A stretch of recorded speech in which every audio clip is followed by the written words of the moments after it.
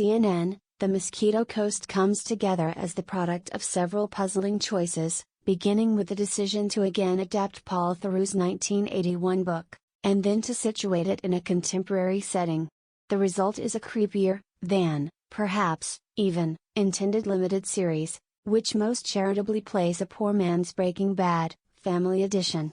The primary connection of note here is the involvement of actor, producer Justin Theroux, The Leftovers, who is Paul Theroux's nephew, and assumes the central role of Ali Fox, the radical idealist who chooses to live off the grid with his wife and kids. Yet writer, producer Neil Cross, Luther, has embellished that with even more troubling traits, as the family winds up fleeing to Mexico, engaging in a series of dangerous encounters and questionable choices that periodically make them look like stupid Americans as well as ugly ones. The main problem, and it's a big one, is that Terry's really nobody here to like or root for. Certainly not Theroux's Fox, who drags his teenage kids, Logan Polish, Gabriel Bateman, into perilous situations, or his wife Margot, Melissa George, who, for all her pained expressions, is more than a little complicit in the ordeal.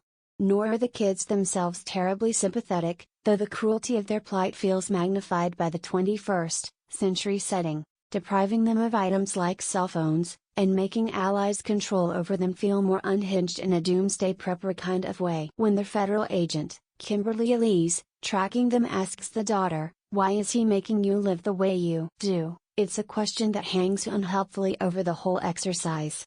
Cross basically joins the story in progress, with the Foxes on the run from the feds, giving the story a more espionage-type feel, as the family must drop everything and begin its pilgrimage through the desert. The 1986 movie starred Harrison Ford as the wild-eyed inventor, and despite his defense of the film, represented one of his few conspicuous box office duds during those years. While the 7-episode streaming format provides the opportunity to flesh out the story and characters, the net effect of all the cloak and dagger shenanigans doesn't, as Ali and his clan careen from run-ins with U.S. militia members to Mexican drug cartels, usually jumping out of the desert frying pan directly into the fire. Theroux and George do bring considerable intensity to their roles, but several of the supporting characters have an almost cartoonish quality. Other than a well-deserved lecture to Ali about American imperialism and his myopic self-absorption, Cross presents this eccentric figure without shedding much light on what Hess rebelling against or the roots of his cause.